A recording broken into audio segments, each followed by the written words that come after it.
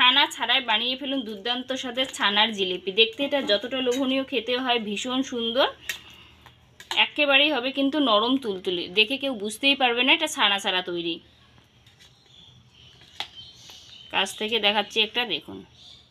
বন্ধুরা সবাই কেমন আছো? আশা করি সবাই ভালো আছে। আজ আপনাদের সাথে শেয়ার করব ছানা ছাড়াই কিন্তু ছানার জিলিপি। এটা খেতে ভীষণ সুন্দর হয়, কেউ বুঝতেই পারবে না এটা ছানা ছাড়া তৈরি করবো।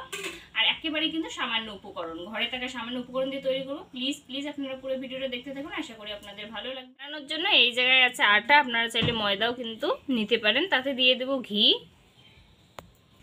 আর দিয়ে দেবো গুঁড়ো দুধ। অবশ্যই কিন্তু গুঁড়ো দুধটা লাগবে, নইলে কিন্তু খেতে ভালো হবে না।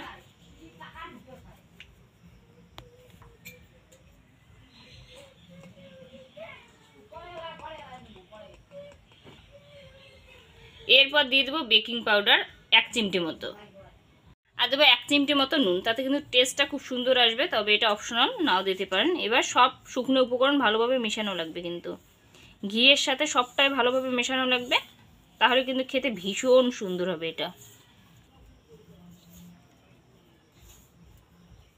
বন্ধুরা এটা খুব ভালো করে মেশানো লাগবে গুঁড়ো দুধের সাথে, তবেই কিন্তু টেস্টটা খুব সুন্দর আসবে। এরপর অল্প অল্প জল দিয়ে কিন্তু এটা একটা অল্প অল্প কিন্তু জল মিশিয়ে ডোটা তৈরি করবেন, নইলে এক গাদা একবারে জল দিলে পরে এটা কিন্তু নরমও হতে পারে আবার শক্তও হতে পারে, তো সেই ক্ষেত্রে একটু বুঝে জলটা দিতে লাগবে।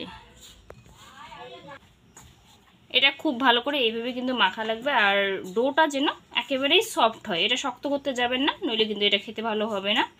তো সেই দিকে একটু লক্ষ্য রাখা লাগবে। আর আপনাদের কাছ থেকে দেখাচ্ছি যে ডোটা কতটা নরম, দেখুন ঠিক এরকম যাতে হয়।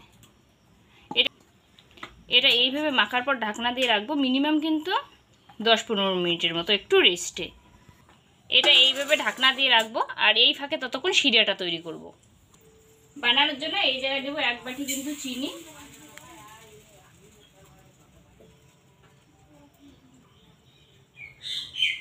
যতটা চিনি ঠিক ততটাই কিন্তু দিয়ে দেবো জল।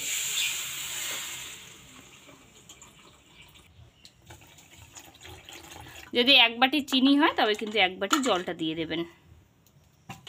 নাড়িয়ে চাড়িয়ে কিন্তু শিরাটা তৈরি করা লাগবে, এটা বেশি একদম কিন্তু ঘন শিরা হবে না।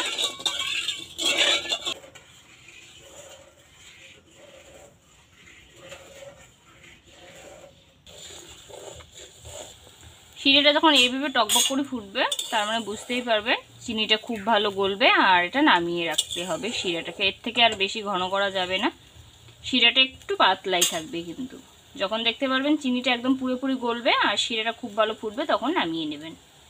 এটা আমার একেবারে রেডি, এটা আবার নামিয়ে নেব।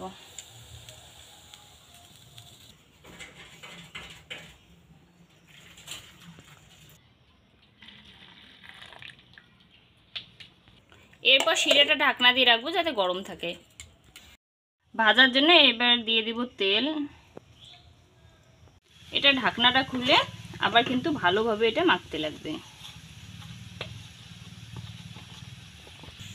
মাখার পর এরকম একটা পিঁড়ির মধ্যে নিয়ে আগে এইভাবে একটু লেচি কাটিয়ে নেব, তাহলে না জিলিপিটা তৈরি করতে কিন্তু সুবিধা হবে। একবারে করলে পরে একটু অসুবিধা হতে পারে, তাই এইভাবে একটু লেচি কাটলে খুব সুবিধা হবে।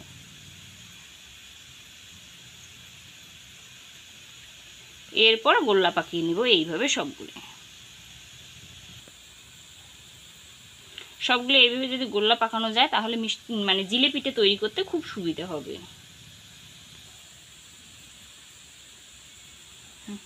সবগুলো এইভাবে গোল্লা পাকানোর পর একটা করে লেচি কিন্তু এইভাবে নেওয়া লাগবে, আর এইভাবে লম্বা করা লাগবে। ঠিক এইভাবে লম্বাটা করে নেব।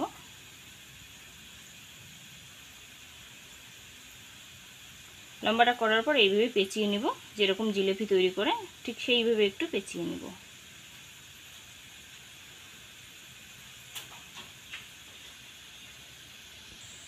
আরও একটা জিলিপি আপনাদের বানিয়ে দেখাচ্ছি যাতে আপনাদের সুবিধা হয় বুঝতে। এইভাবে পেঁচিয়ে নেবেন, ঠিক এইভাবে।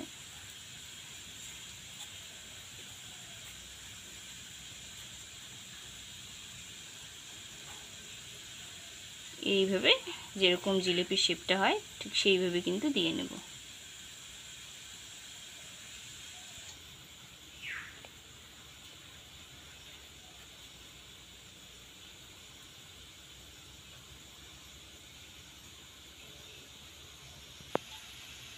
সব জিলিপি বানা কিন্তু আমার একেবারেই কমপ্লিট। এবার ভাজার পালা।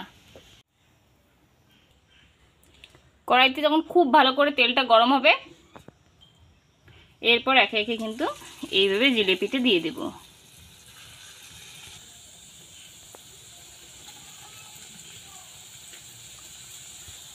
যেটা প্রথমে জিলিপিটা দিছি সেটা কিন্তু এইভাবে উল্টে নেব। দেখুন একটু কালার আসছে হালকা মতো, এরকম হলে কিন্তু এটা উল্টানো লাগবে।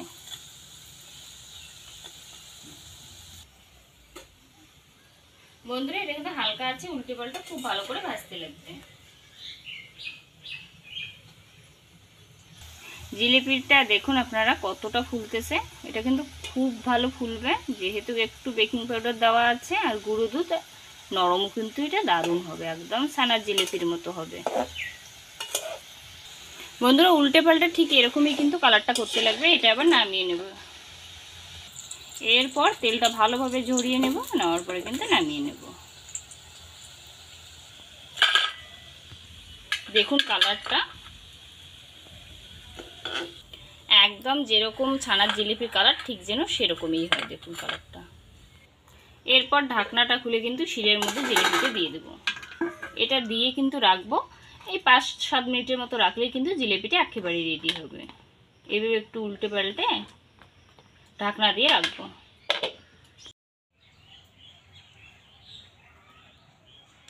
8 মিনিট পর ঢাকনাটা খুলে দেখাচ্ছি জিলিপিটা। বন্ধুরা দেখুন জিলিপিটা কতটা সুন্দর হয়। থালায় নিয়ে একটা দেখাচ্ছি, দেখুন কতটা সুন্দর দেখতে। এটা যতটা সুন্দর খেতে হয় কিন্তু এটা ভীষণ সুন্দর।